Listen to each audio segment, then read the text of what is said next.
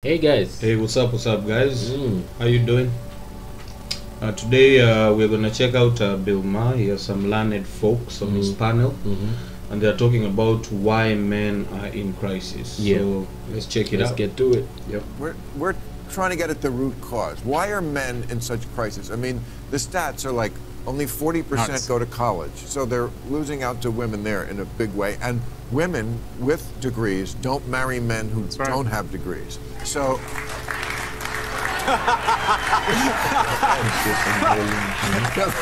Great, you'll be lonely forever, aren't you? Why are you cheering that? That's not. Glad they didn't tell my wife. They don't marry as much, which I think is great, but other people think that's a terrible thing. Okay, people do like a mate, whatever. That's whatever your boat floats. This man is talking about being with someone, and so it's something like, it's your lifestyle choice, you know. If you want it, great. If you don't, okay. You know what this guy said? Yeah. People are asking him how he's able to buy shares in the Mets. So you know the baseball team. Yeah. He said he's never married, he's never had any kids, he's never made any dumbass decisions. Why the hell would he have enough money to buy into the Mets? Yeah, he would have enough money. Although he's looking at it from that side, but on the other side, so for him, he says he has never felt a need to continue his gym. Okay. Yeah. All right. So there are some people who are like that. But the vast majority of the population isn't like this. But there is something going on. I mean, mass shootings is a uniquely male crime. It's always because some dude in Buffalo, you know, had somebody swipe left on him too much. I feel like that's what's going on here. Is a lot of sort of maleness coming to the fore and announcing itself in violence and racism and hatred because they're lonely and lost. That's how they blanket the whole issue. Yeah, it's true.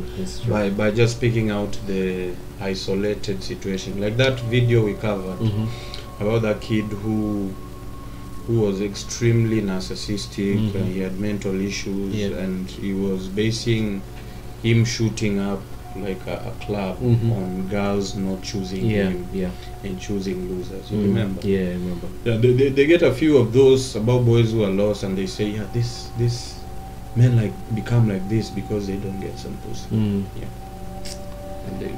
it's that basic. It's not that basic, but you know, I guess they don't. I don't think they want to really learn what the problem is, because once people start talking like that, they don't really care. There's no conversation, and you know, it would really be fascinating if they say if they blanketed an issue about women like that. You know, something like abortion. And then they say something like, it's because these bitches are irresponsible and they don't want to take responsibility. And then see what happens. It's true. He doesn't want to. They don't really want to know. Feel that they are not useful in society. How did we get there? The most unstable nations in the world have one thing in common, and that is they have too many lonely, broke, and alone men. It's the most dangerous person in the world.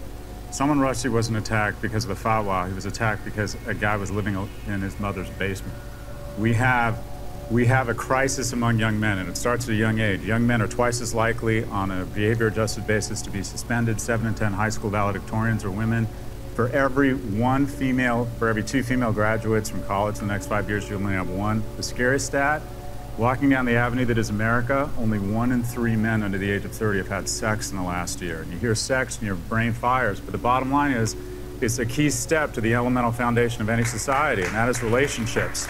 Young men aren't attaching to work, they aren't attaching to women, they aren't attaching to schools. We are producing too many of the most dangerous person in society, and we are losing out on a key. We're not going to have kids, we're not going to have a productive society, we're going to have more violence, and also we're going to have a society that does not value young men, and they do not. Young men are different, they develop later, and by the way, if you're a young man, this work from home thing is a disaster. They need young... He's saying that working from home because of Corona has been a disaster for men. True. And young men need Young men need guardrails. They need to know how to read a room. They need to put on a clean shirt. They know not to get high or drink too much during the week and then get into the office the next day. We have a crisis among young men. It is one of the most, in my view, one of the most dangerous things in our society. And where do you put the phone in this equation? Because I put it high up. Because, thank you. Because I was reading recently, Tinder, 2-to-1 male to female. Oh. What? No, it's just a startling statistic. Yeah. Right. Well, why is it startling? It sounds like... The weirdest thing about whenever we are having a conversation about young men or this crisis that is actually man-made, there's never really a conversation about how we can actively fix it. It usually goes like, you guys need to get up, you need to stop being pussies, you need to get out of your mom's house, you need to stop being weak. But that's not a solution. That's inherently telling them they are like that because it's their fault. You're not giving them a solution. You're not actually trying to understand why this is happening now, why this didn't happen 20 years ago. Yeah. And there's a lot to be said for how, especially society today, that has become so socially engineered, is geared towards elevating the woman. Because a lot of what we do today is tied with communication, verbal communication, using the phone, showing how you look. And that's why when they are talking about a lot of it's 2-to-1 girls who are graduating in university, it is not because men are stupid. No, it is because universities have become so geared towards elevating the female child that boys feel like there's no space for them. Even in sports, we can't even say that.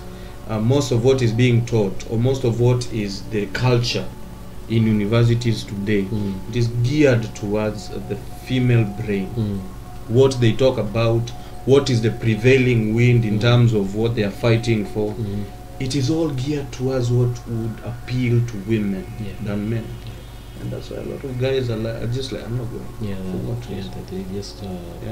They're done with the institution altogether. And I think Jordan Peterson mentioned this, that in higher academia there's no space for men, and in addition to that there's a great agenda being pushed about gender and woke liberal ideology, and this is all flies in the face of normal common sense that I believe a lot of men espouse. And once a situation like that happens, where graduate programs favor women over men, scholarships and grants favor women over men, it's very easy to see why they're not interested in academia anymore. In fact, most men are gravitating towards business, they're gravitating towards technical, skill-based work professions. And that's where they excel, because to be fair, look at it this way, it's something that most people would disagree with, but at the end of the day, what do we really need to get things done? We need those guys who work with their hands. Guys who work with their hands, and that's what most men have gravitated towards. And statistically speaking, most women even do not shy away from such professions because they tend to choose professions that are easy. That are relatively easy. It's not a blanket term, but relatively easy. Usually office-based, white-collar kind of professions, and it's quite sad, because I believe academia-based professions, or life in academia, is good and it is fruitful and it is necessary, but because of the current crisis, it's a vital population is not in it. So we'll see. Let's just finish up on this one. That's a great idea. Oh, I can just order women like I do a pizza on my phone. I think I'll have the Kelly today. Except when you go on it, it weeds out the people who aren't the best looking, I think, because it used to be go to a bar, okay, maybe it was potluck, But Yeah. you have to be able to learn to talk to a woman. I don't think they had to talk to a woman anymore because it's just on the phone. It's just like, what's up? And then, you know, what's up, and send a picture of your penis. Like, that's gonna work. Sometimes. So you Sometimes. you asked about the phone. Simply put, it's a disaster. Whenever technology comes into an industry, it consolidates it. Mating has been consolidated in the worst way. 50 men on Tinder, 50 women. 46 of the women show all of their attention to just 4 men, leaving 46 men pursuing just 4 women. If mating was a country, it would be more unequal than Venezuela. We have huge mating inequality, and here's the problem. When people don't get together and there's no pheromones and there's no vibe, women, and we don't like to say this on the left, primarily try and make very quick assumptions about this individual's ability to garner resources in the future. So what you have is this concentration of interest, and you're ending up with Porsche polygamy, where 10% of the men get 90% of the attention, which does not lead to good behavior or form long-term relationships. E-commerce was disastrous for retail. Social media was disastrous for everybody. Online dating is disastrous for mating and for men. It's terrible. You know, the most fascinating statistic that I learned, that in the history of humankind, it's usually less than 40% of men who have procreated in the history of mankind. More than 60% of men have died without having children. Because more often than not, more than 80% of women gravitate to the same men. And this is a very small pocket of men. And those are the only men who get the attention of women, whether you have resources or not. They are just a certain type of men who get all the attention. So even in today, when they were talking about social media and things like Tinder, if you go on Tinder, and I saw a video where there were hot guys who are showing their Tinder profiles and what they actually have to contend with. And there was one dude who was being interviewed, good-looking guy. He was saying he gets so many matches that he goes through them. By the time it's midnight, even before the day ends, he has already reached his limit of how many matches he's allowed to have. And he's told he needs to wait till midnight to continue. I think we were talking some time back, and we were saying the real problems with this thing are so many. It's not just one thing that has brought this about. No, there are many. There's so many things, and it's as though the entire world is just running quickly to go over a cliff, and people don't even stop to think about the implications of these things. And this guy just mentioned something interesting. He said the death of businesses was e-commerce, and the death of relationships is online interactions and dating sites.